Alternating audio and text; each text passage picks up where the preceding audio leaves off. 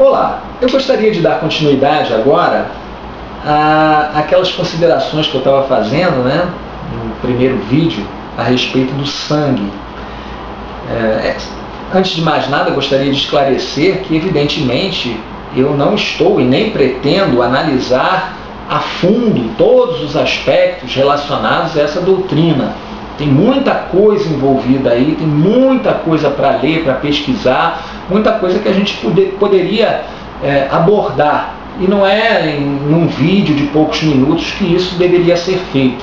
Então eu quero apenas, somente, fazer algumas considerações básicas, algumas linhas de raciocínio, que foram justamente as linhas de raciocínio que me fizeram meditar profundamente nessa questão, ler, estudar, pesquisar cada vez mais, a fim de que eu chegasse às conclusões devidas.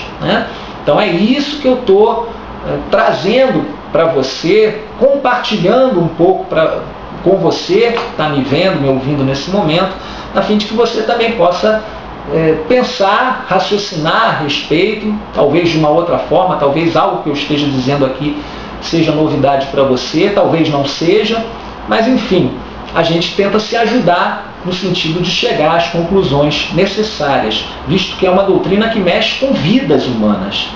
Não é uma coisa de menor importância, não é mesmo? Então nós temos que estar realmente abalizados com relação a isso. E, continuando aquelas considerações, aqueles raciocínios que eu fiz no outro vídeo, eu gostaria de dizer também sobre a doutrina do sangue das Testemunhas de Jeová, que a organização diz que é inaceitável para os cristãos tomarem uma transfusão de sangue.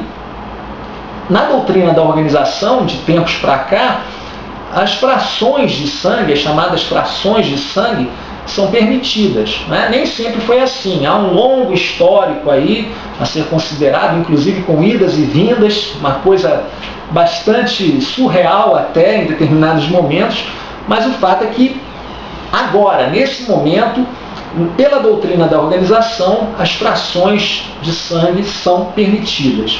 Isso tem a ver com o fato, certamente, das transfusões totais de sangue hoje em dia serem cada vez mais incomuns.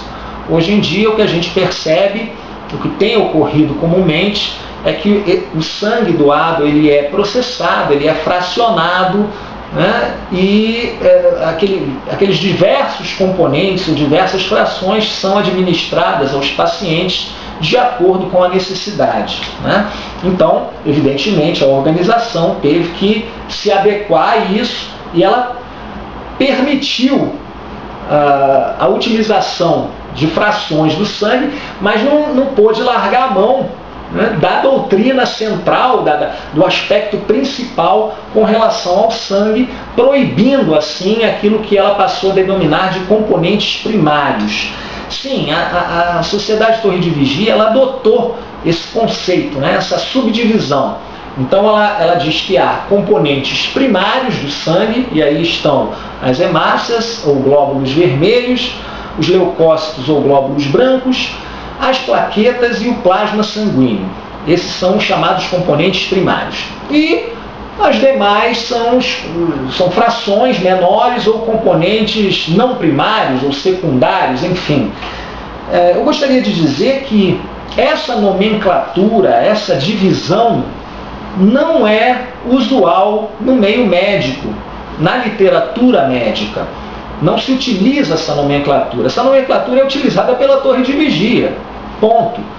Por que isso? Porque para a gente classificar dessa maneira, como componente primário e secundário ou não primário, a gente tem que seguir algum critério.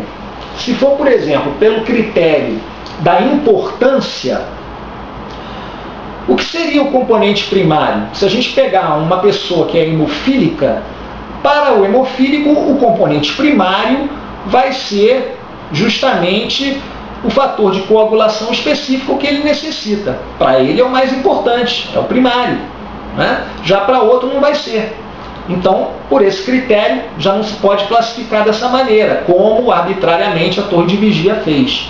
Se for pelo critério da concentração, da quantidade, também não se aplica. existem frações que são permitidas pela organização, são consideradas não primárias, né, que estão no sangue em maior concentração do que, por exemplo, as plaquetas, que têm quantidade muito menor. Então, também por esse critério não seria viável. Tá? Então é importante que a gente considere isso, que a gente coloque isso. Essa classificação é da torre de vigia, não é da ciência médica. Mas voltando aqui à consideração que a gente estava fazendo, por exemplo, na doutrina da torre de vigia, o plasma, vejam bem que coisa interessante, que raciocínio interessante. O plasma é considerado um componente primário, não é mesmo? Portanto, é inaceitável para o cristão, para a Testemunha de Jeová, pela sua liderança. No entanto, o plasma, e isso a Torre de Vigia concorda plenamente, até publicou uma ilustração do tubinho de ensaio mostrando a divisão do sangue, dos componentes primários e tal. Então, é perfeitamente sabido. O plasma sanguíneo ele é constituído de cerca de 91 a 93% de água pura. E os outros 7 ou 8% de proteínas complexas. Então aí você tem albumina, globulinas, fatores de coagulação, por aí vai. Né?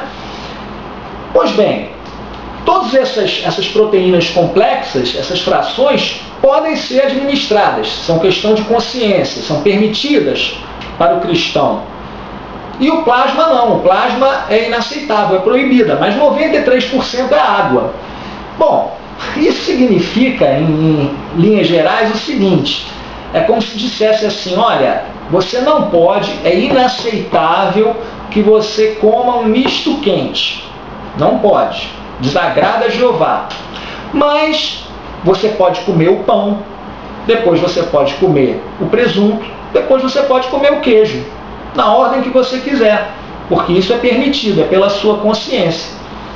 Faz sentido uma coisa dessas?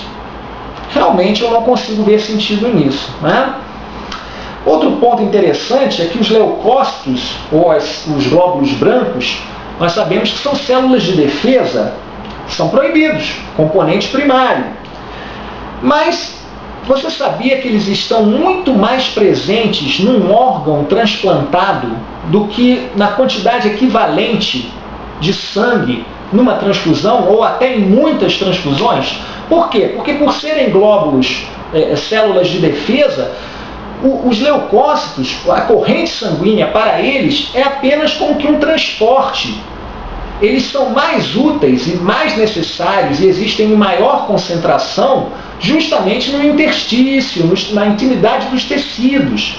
Ali é que eles estão, na sua maioria. Então, quando você recebe, por exemplo, um rim transplantado, nesse rim vai ter muito mais glóbulos brancos do que numa transfusão de sangue que você, porventura, venha a tomar.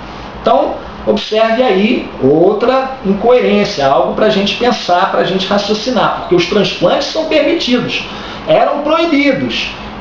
Em 1962 foram permitidos, depois em 68 foram proibidos. Isso é um outro assunto, né? E em 1980 passaram a ser permitidos, questão de consciência para as testemunhas de Jeová. Então, se os transplantes são permitidos, por que uma transfusão de sangue, que é equivalente, inclusive, a um transplante de órgão, porque o sangue é um tecido, fluido, mas é um tecido, porque se são equivalentes, que o transplante é permitido e a transfusão não é. Né? Então, tudo isso são coisas a se considerar. E outra coisa, para a gente fechar o raciocínio, né, com relação a essas considerações, você sabia que Deus permite transfusões naturais de sangue total? Sim.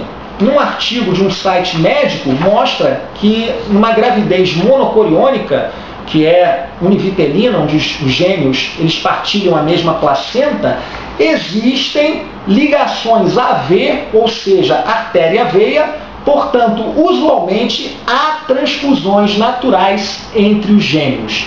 Será que Jeová faria ou criaria um processo natural que viola a sua própria lei? Vamos pensar nisso, né? Uma pesquisa séria, Dr. Geoffrey Mackin e o Dr. M.J. Taylor. tá? Uma revista médica, e existem muitas pesquisas nesse sentido. Muito obrigado mais uma vez pela sua atenção.